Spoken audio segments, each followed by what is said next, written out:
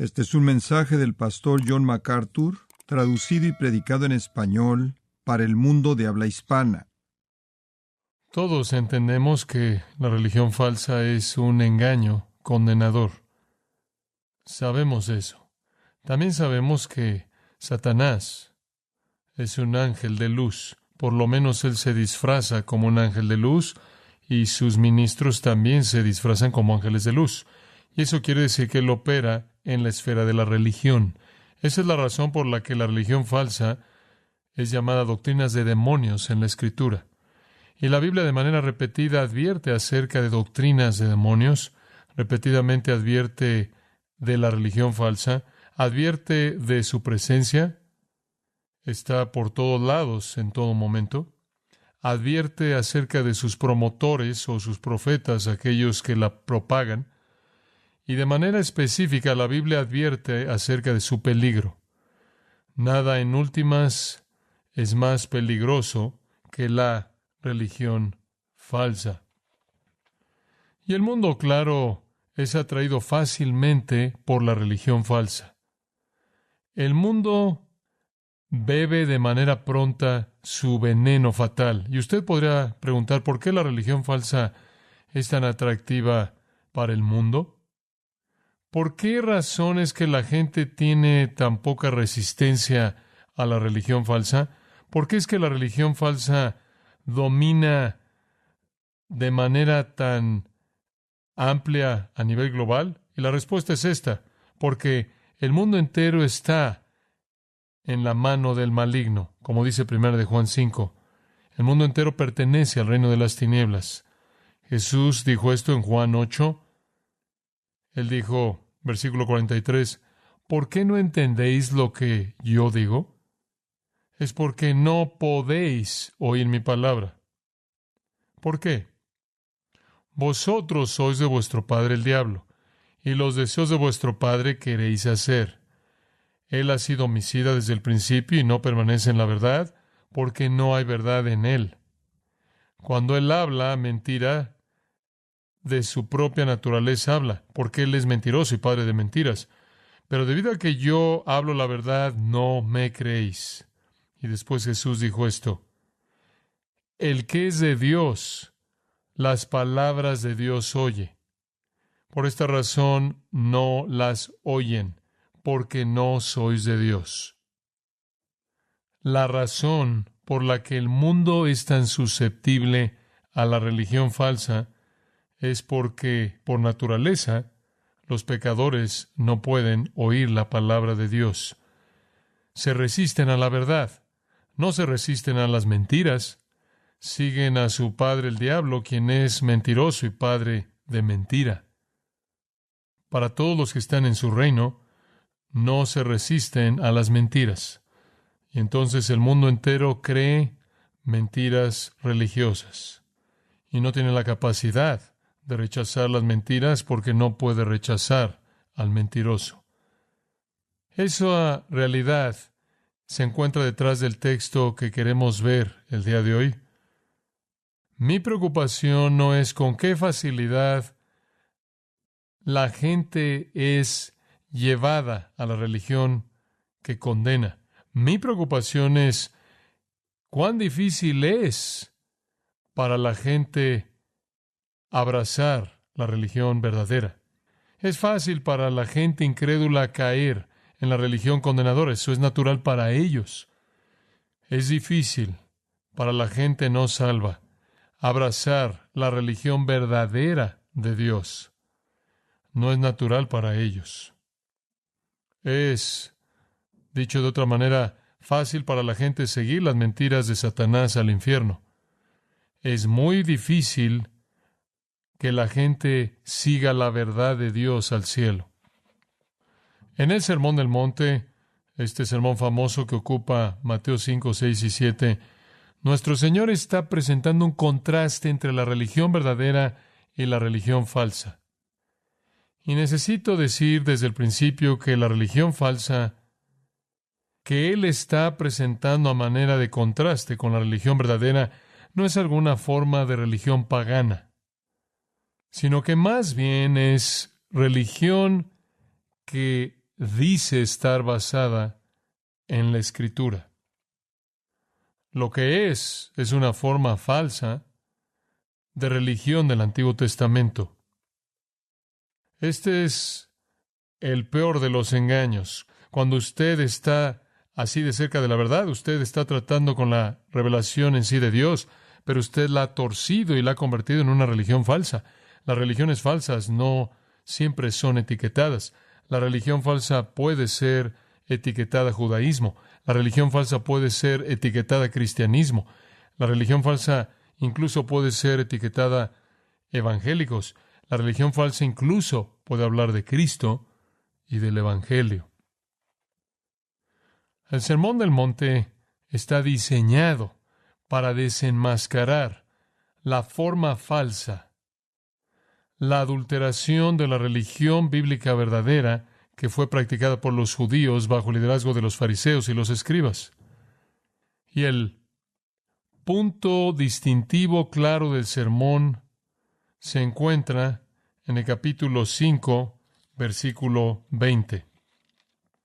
Porque os digo que si vuestra justicia no fuere mayor que la de los escribas y fariseos, no entraréis en el reino de los cielos. Los escribas y los fariseos eran los promotores de la religión del Antiguo Testamento, por lo menos por su definición, pero la habían convertido en una religión de justicia por obras, en donde usted se gana su camino al reino de los cielos. Los escribas y los fariseos eran los legalistas más quisquillosos del planeta, basaban todo lo que hacían en el Antiguo Testamento, la revelación divina de Dios, y por muy justos que eran, no tenían el tipo de justicia que les permitiría entrar al reino de los cielos. Y entonces nuestro Señor dice, a menos de que vuestra justicia sea mayor que la de los escribas y los fariseos, no entraréis en el reino de los cielos. Bueno, ¿qué tan justo tiene que ser usted? Al final del capítulo 5 lo expresa de esta manera, versículo 48. Sed pues vosotros perfectos, como vuestro Padre que está en los cielos es perfecto. ¿Quiere usted entrar al reino del cielo por las obras? Entonces sea perfecto. ¿Qué tan perfecto? Tan perfecto como Dios es. Para ganarse su entrada al cielo, usted tiene que ser tan perfecto como Dios. La religión falsa del judaísmo consistía en que usted se podía ganar su entrada al cielo mediante su justicia, mediante sus obras, mediante sus actividades religiosas. El sermón está diseñado para mostrar la insensatez de eso. Y Jesús de manera sistemática ataca todos los aspectos de ese judaísmo falso y desmantela todos ellos y los aplasta bajo el peso de lo corto que ellos quedaban. Y esencialmente les dice, en lugar de estar orgullosos por sus méritos religiosos, necesitan verse a sí mismos como pobres en espíritu.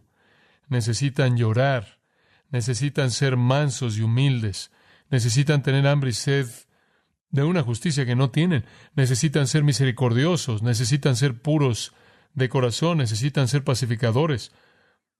Esas son todas las bienaventuranzas. En lugar de ser orgullosos y pensar que han alcanzado el estándar que Dios demanda para entrar en su reino, necesitan estar quebrantados y aplastados bajo la realidad de que no entrarán en su reino mediante sus obras a menos de que sean tan perfectos como Dios es, y eso no es verdad de nadie.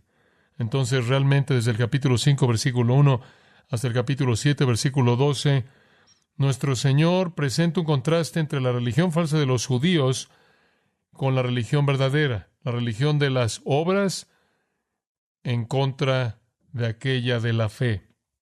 Después Él llega a una advertencia final. En el capítulo 7, versículo 13, este es el final de este gran sermón. Y Él comienza al decir esto. Versículo 13, entrad por la puerta estrecha, porque ancha es la puerta y espacioso el camino que lleva a la perdición, y muchos son los que entran por ella. Porque estrecha es la puerta y angosto el camino que lleva a la vida, y pocos son los que la hallan. Aquí Él señala que es difícil para los pecadores salir de las mentiras de la religión falsa. Es difícil para aquellos que han sido engañados, cuyas mentes han sido cegadas por Satanás, venir a la verdad. Es difícil. ¿Por qué? Bueno, puede ver lo que acabamos de leer. Pocos son los que la hallan. No es visible de manera inmediata. Es difícil de encontrar y no solo eso. La puerta es pequeña, es difícil de entrar y no solo eso, sino que cuando usted entra, el camino en sí es difícil. Es difícil de encontrar, es difícil entrar y es difícil seguir.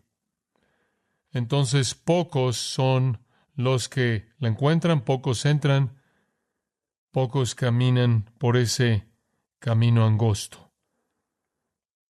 Son mantenidos afuera por su propio pecado, son mantenidos afuera por su propia ceguera y son ayudados y apoyados en eso por falsos profetas que inmediatamente son presentados en el versículo 15. Son los que están vendiendo boletos en el camino espacioso que lleva a la perdición. Falsos profetas que vienen a vosotros con vestidos de ovejas, vienen a ustedes vestidos en lana como profeta, se presentan a sí mismos como profetas verdaderos, pero por dentro son lobos rapaces. Véanlos de cerca, por sus frutos los conocerán. Él lo vuelve a decir en el versículo 20, por sus frutos los conoceréis, vean sus vidas.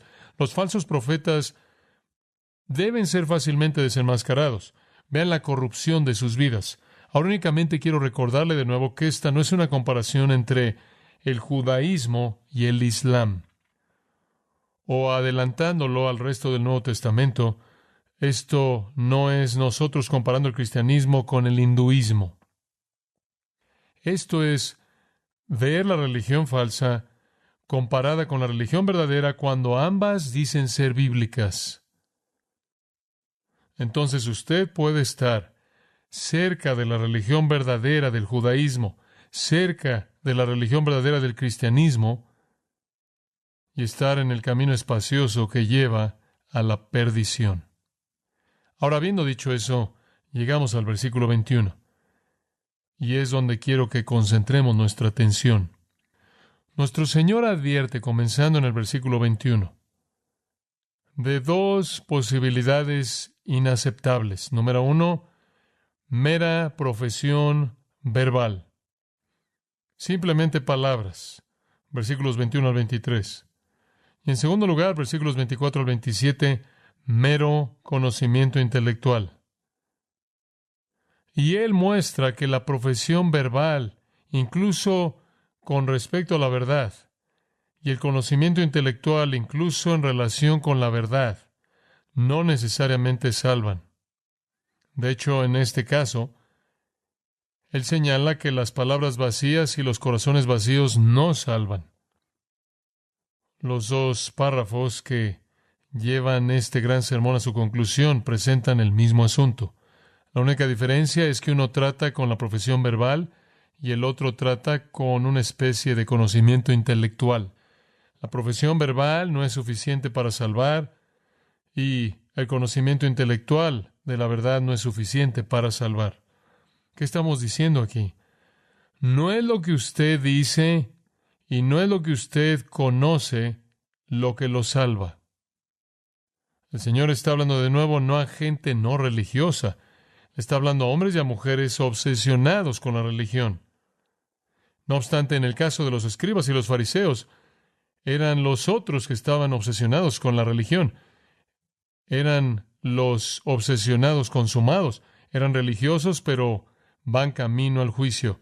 Creen que el Antiguo Testamento es la palabra de Dios, pero se dirigen a la condenación. En las palabras de Pablo, tener una forma de piedad, sin la realidad, sin el poder. Son presentados en el Nuevo Testamento no solo como engañadores, sino como autoengañados, como habiéndose engañado a sí mismos. Eso todavía es una realidad en la actualidad. La gente como los fariseos y los escribas, conectados con la religión correcta, conectados con alguna forma de cristianismo, pero totalmente carentes de la justicia verdadera de Dios que viene mediante Cristo.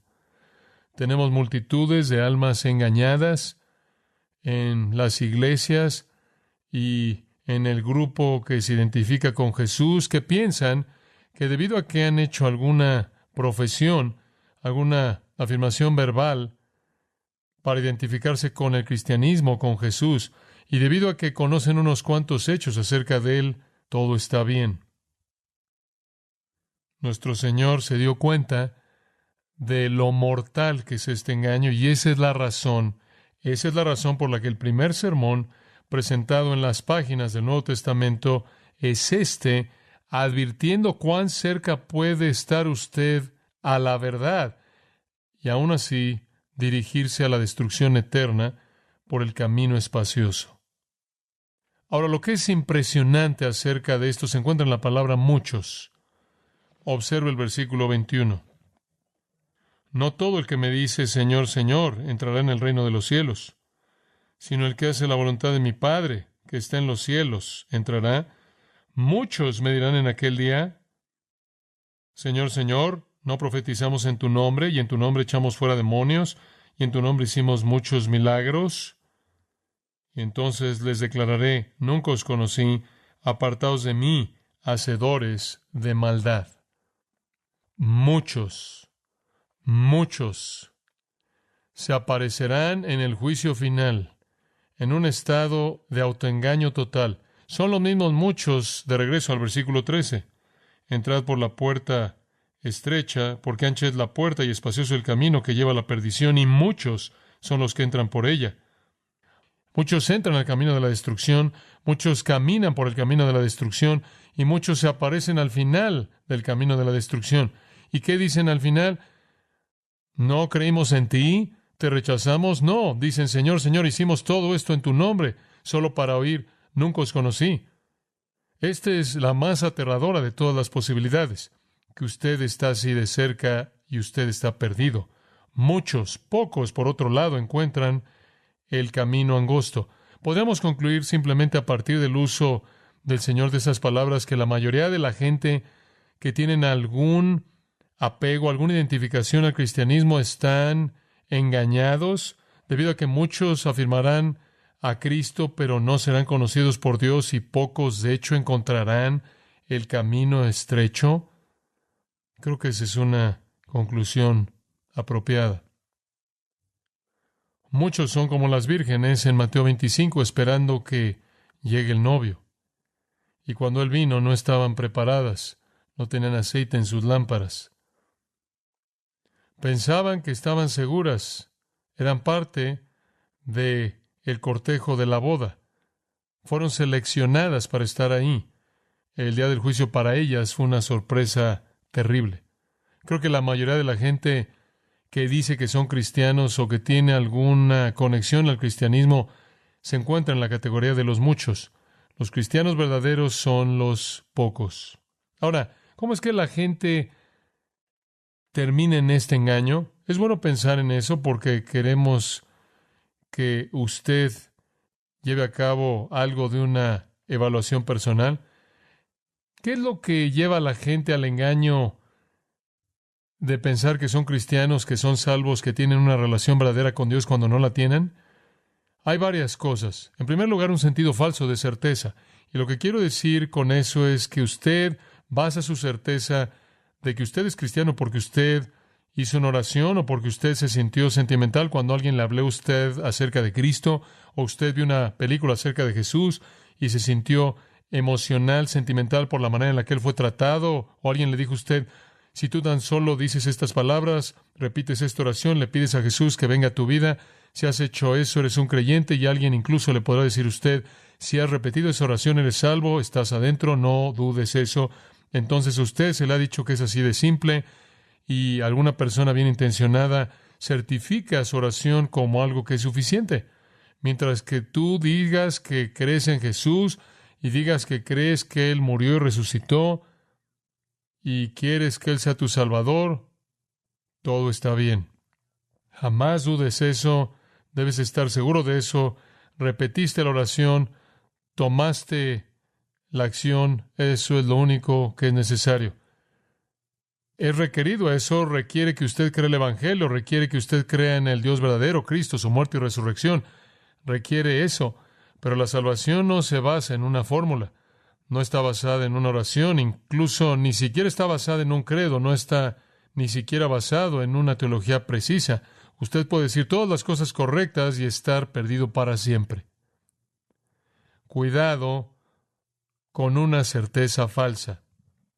En segundo lugar, la gente es llevada a este sentido falso de seguridad mediante una ausencia de evaluación personal. Una ausencia de evaluación personal. El Señor nos dio una ordenanza en la iglesia y esa es su mesa, la cena del Señor. Y el apóstol Pablo nos dice que cuando nos congregamos como iglesia y venimos a esa mesa, debemos examinarnos a nosotros mismos. No es tan solo un memorial, no es tan solo un recordatorio, no es tan solo recordar la muerte de Cristo, el cuerpo y la sangre de Cristo, es eso. Pero también es ver hacia adentro a nuestros propios corazones y realizar una evaluación honesta de nuestra condición. No hacer eso es comer y beber de una manera indigna, y eso trae juicio divino. En 2 Corintios 13:5, Pablo dice, examinaos a vosotros mismos si estáis en la fe. 1 Corintios 11, él dice, examínese un hombre y después coma y beba. En 1 Corintios 11, él dice que se examine a sí mismo y entonces coma y beba. No pensamos en la evaluación personal así, tendemos a estar tan orientados a la gracia, tendemos a que se nos diga que Dios nos ama tanto y el Evangelio es tan gratuito y la gracia es tan abundante que lo único que tenemos que hacer es simplemente estirar la mano y decir que queremos esto y es nuestro, y una vez que hemos hecho eso, tenemos el sentido falso de certeza.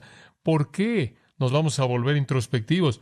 ¿Por qué debemos realizar una evaluación de nuestro corazón en términos personales? Eso podría ser ofensivo para Dios, algunos dirían, porque cuestiona su gracia.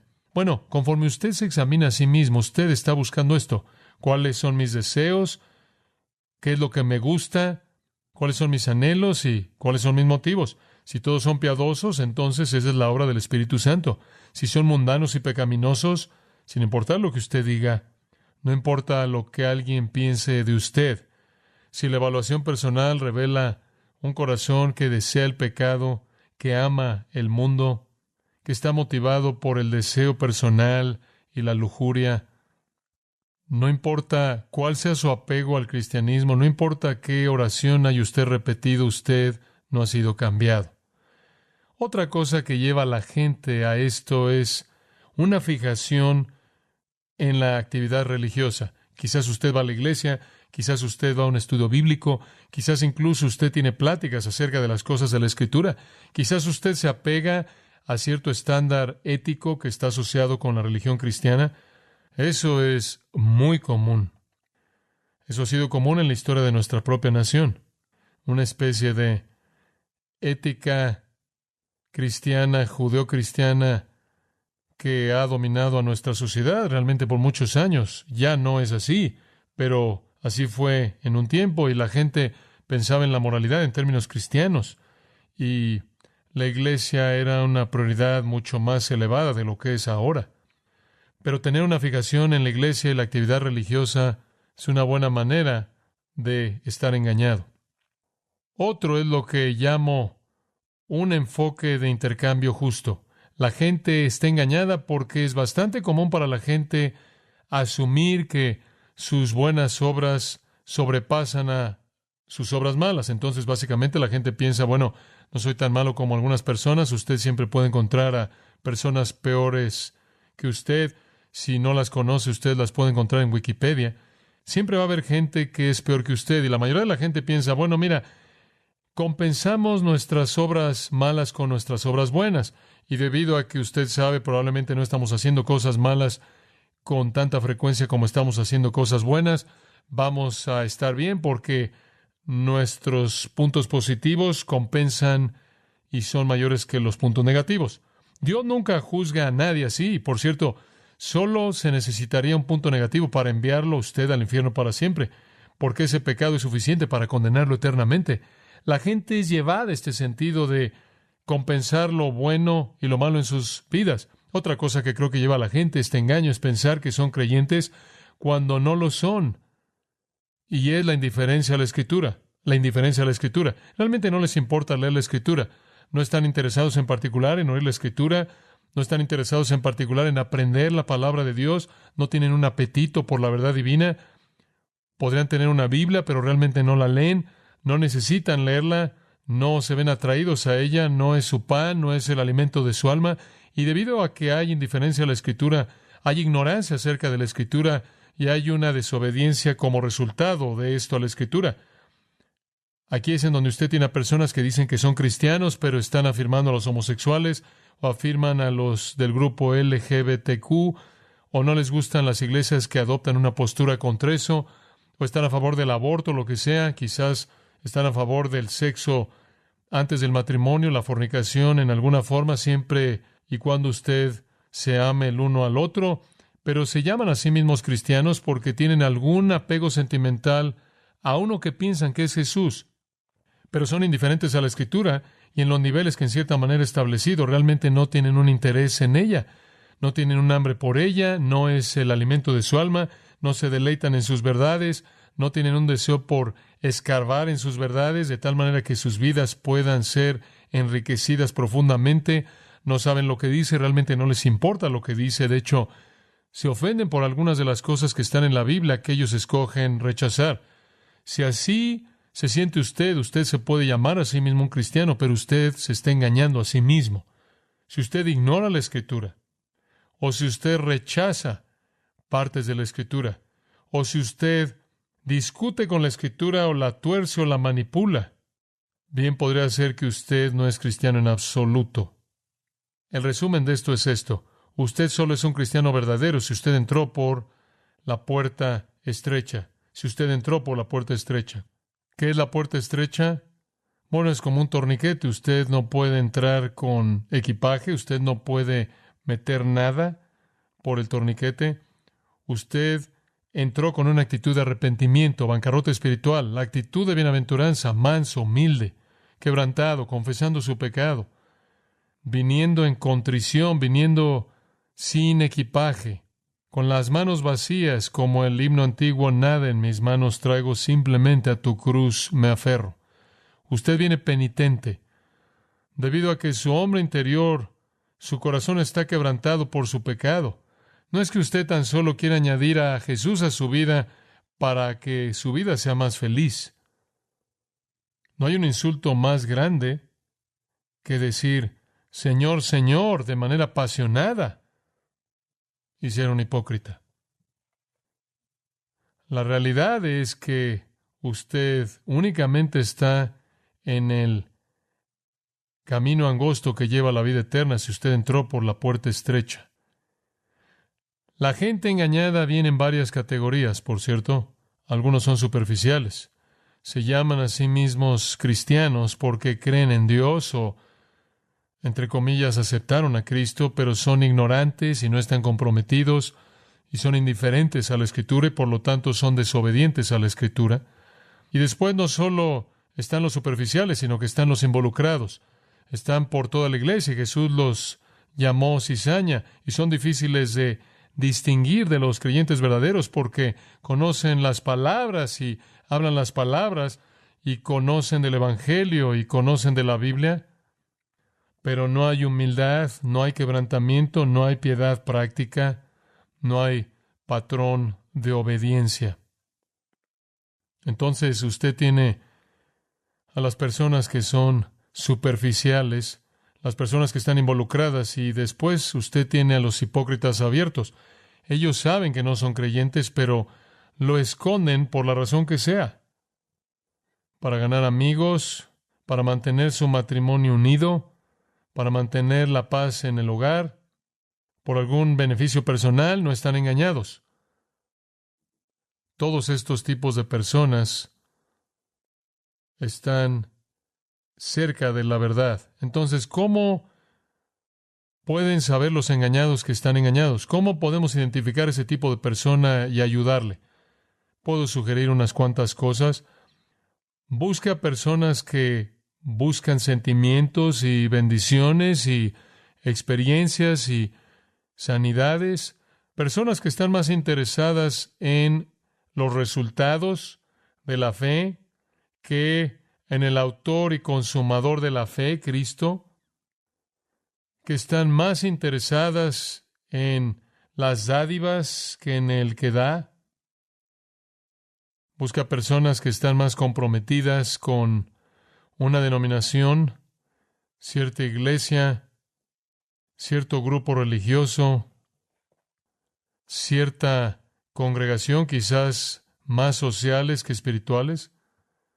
Busca personas que están involucradas en la teología únicamente a una especie de nivel académico. Los seminarios están llenos de este tipo de cristianos falsos, que ven la teología como algún tipo de interés académico, pero no tienen una relación real con el Señor. ¿Cómo puede usted identificar a aquellos a quienes necesita ayudar? Busca a aquellos que quieren satisfacerse de manera excesiva en el nombre de la gracia, aquellos que se exceden de manera excesiva en satisfacer sus deseos en el nombre de la gracia, y también aquellos que carecen de penitencia, carecen de ese quebrantamiento, de esa humildad. Y después busque a aquellos que ven la función de Dios como alguien que debe darles lo que ellos quieran. Usted ve a Dios como el que cumple sus deseos en lugar de que ellos sean los que deben postrarse ante los deseos de Dios, los cuales al final son los mejores. Todos estos tipos de personas pueden estar engañados y probablemente están en el camino a la destrucción, pero piensan que van al cielo. Entonces nuestro Señor se dirige a la insensatez de las palabras vacías. Veamos el versículo 21. No todo el que me dice Señor, Señor entrará en el reino de los cielos, sino el que hace la voluntad de mi Padre que está en los cielos. Muchos me dirán en aquel día, Señor, Señor, ¿no profetizamos o predicamos en tu nombre, y en tu nombre echamos fuera demonios, y en tu nombre hicimos muchos milagros?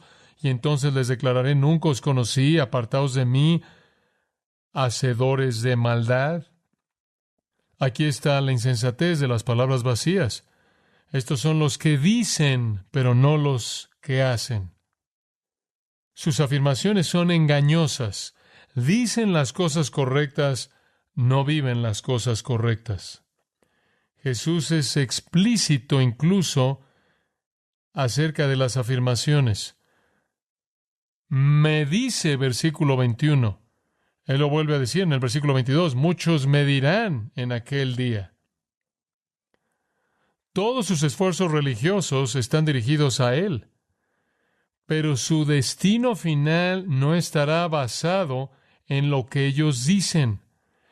Lo que ellos dicen ahora o lo que ellos dicen en aquel día, versículo 22.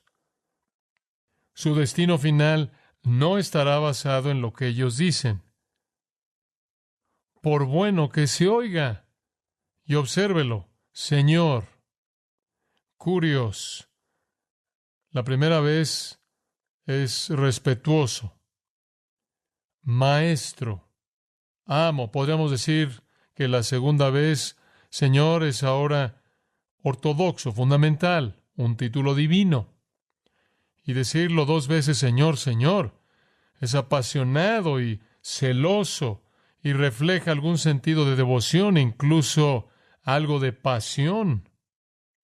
Y tres veces en el versículo 22 dicen, en tu nombre, en tu nombre, en tu nombre. La actividad entera de estas personas ha estado dirigida al Señor Jesucristo. En tu nombre. Se oye tan bien. En el nombre de Cristo vinieron, profesando a Jesús como Señor, con cortesía, con ortodoxia, con pasión en devoción privada y ministerio público. Se oía tan bien. Pero, versículo 23, hicieron una confesión. Permítanme hacer una homologueo, confesión. Permítanme hacer una confesión tomada del Salmo 6:8.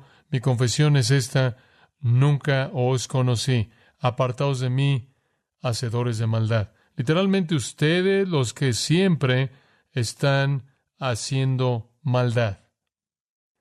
El anticristo es el hombre de maldad. Hay más conectados con el anticristo que con el Cristo verdadero. La profesión no tiene valor. Esto es un tipo de profanación. Tomar el nombre del Señor en vano, Señor, Señor, es peor que el que maldice en la calle. La blasfemia del santuario es más terrible que la blasfemia del callejón. Es un beso de Judas decir Señor, Señor. Y después vivir en maldad.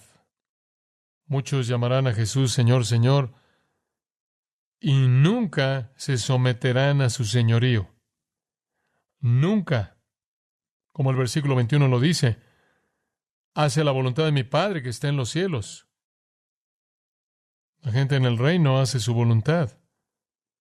Efesios capítulo 2 dice que por gracia sois salvos por medio de la fe para buenas obras, las cuales Dios ha ordenado de antemano para que andemos en ellas. Escuche Santiago capítulo 1, versículo 22. Pero sed hacedores de la palabra y no meramente oidores que se engañan a sí mismos. Autoengañados. Oidores dicen no hacedores.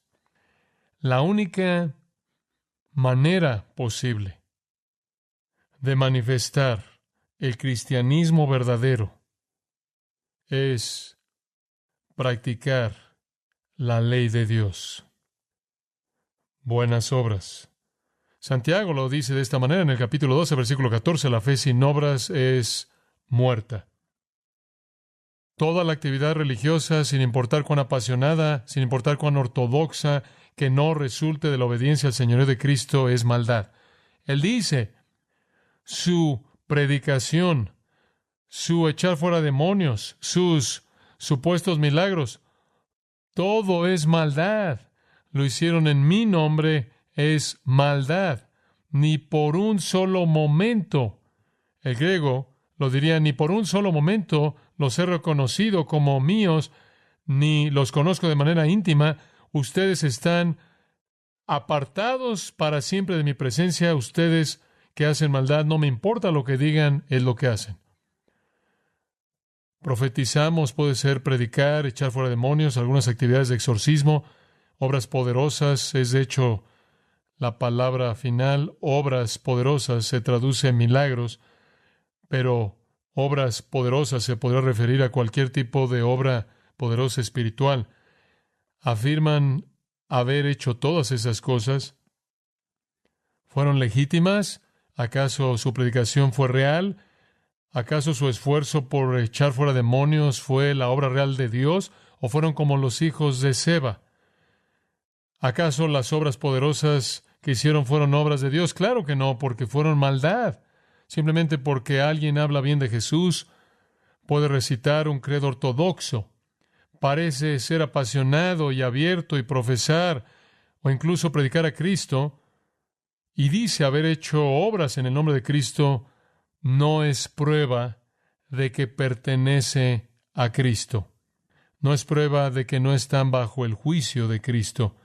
Aquel a quien profesan, en tu nombre, en tu nombre, en tu nombre. Y él dice, no los conozco. Pueden pensar que están familiarizados conmigo, no los conozco. Jeff O'Hare escribió, ¿por qué me llamas Señor y no haces las cosas que digo? Me llamas el camino y no caminas por mí, me llamas la vida y no me vives, me llamas el maestro y no me obedeces, si te condeno no me culpes, me llamas el pan y no me comes, me llamas la verdad y no me crees, me llamas Señor y no me sirves, si te condeno no me culpes. Estamos hablando aquí de confesión cristiana, profesión cristiana. No se engañe.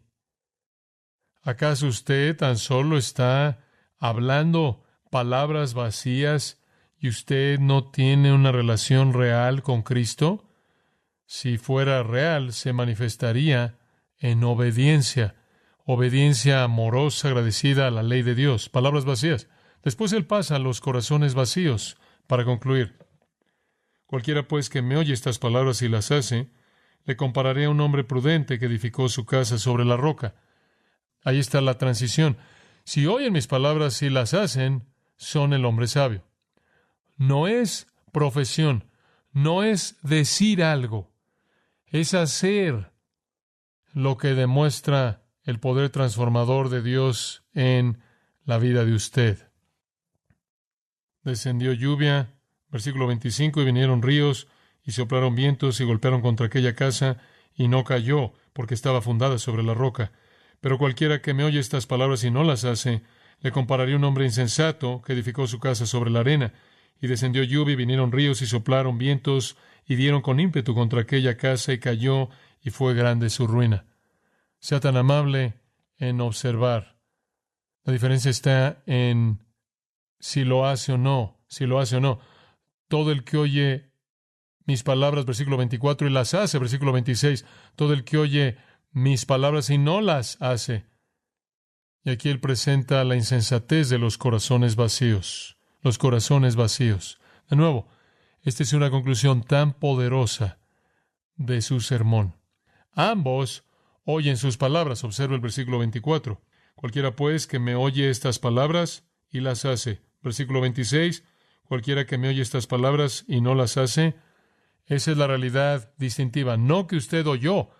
Incluso ni siquiera que usted profesó creer. Es un contraste entre la obediencia y desobediencia. Entre oyentes obedientes y oyentes desobedientes. Ambos oyen estas palabras mías. Los cristianos profesantes y los cristianos que poseen, ambos se ven iguales. Ambos se ven iguales. Ambos están construyendo una casa espiritual aquí. Ambos esencialmente están haciendo el mismo tipo de cosas religiosas. Pertenecen a la iglesia visible, podríamos decir, leen la Escritura, asisten a las reuniones, pueden predicar, podrían ir en contra del reino de Satanás, podrían decir que Dios está haciendo cosas poderosamente a través de ellos. Ambos están haciendo la misma profesión y la misma afirmación. Dicen que oyen la palabra de Dios. El punto no es que si la oyen, no es lo que dicen, es lo que hacen. Y por cierto, como nuestro Señor dijo, cuando ven al trigo y la cizaña creciendo juntas, no las arranquen porque no pueden distinguirlas. Se nos recuerda eso aquí, de nuevo. Únicamente la tormenta va a revelar la condición verdadera. Las casas se ven iguales. La gente que está viendo las casas no conocería la diferencia hasta que la tormenta llegara. La tormenta manifestará la verdad. Las semejanzas son obvias. Ambos construyeron una casa, la vida de la actividad religiosa. Las construyeron con los mismos materiales, sin duda alguna, en el mismo lugar. El mismo lugar es obvio porque la tormenta que viene es para ambas. Entonces construyen con los mismos materiales, construyen el mismo tipo de casa religiosa, la construyen en el mismo lugar y de alguna manera la construyen de la misma manera porque la única distinción entre las dos casas es el cimiento. Aquí está el punto. Uno construye sobre Petra, cama de roca. Uno construye sobre Amón, arena del mar. Un hombre es un necio cuando construye sobre la arena, porque cuando viene la tormenta, la casa se colapsa. El hombre que construye sobre la roca, cuando viene la tormenta, permanece firme. Entonces, ¿qué significa construir sobre la roca? ¿Acaso Dios es la roca? ¿Acaso Cristo es la roca? Usted podría defender, como algunos lo han hecho, que la roca es Dios a partir de Deuteronomio 32, Salmo 18, Salmo 89.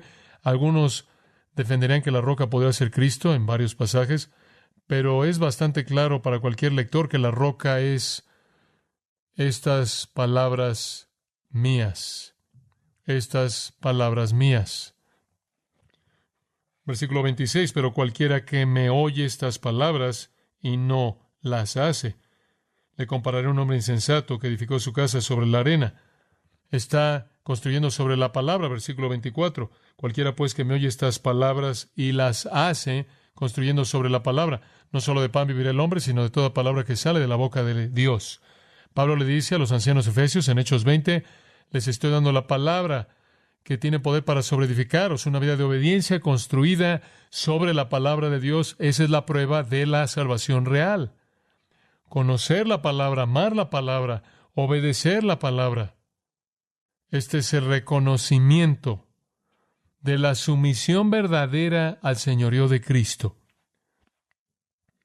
Y realmente resume el sermón entero. Nuestro Señor ha estado mostrándole a los líderes judíos y al pueblo judío que necesitan tener una actitud bíblica hacia sí mismos en la primera parte del capítulo 5, y después una actitud bíblica hacia el mundo que los rodea, y después una actitud bíblica hacia la palabra de Dios.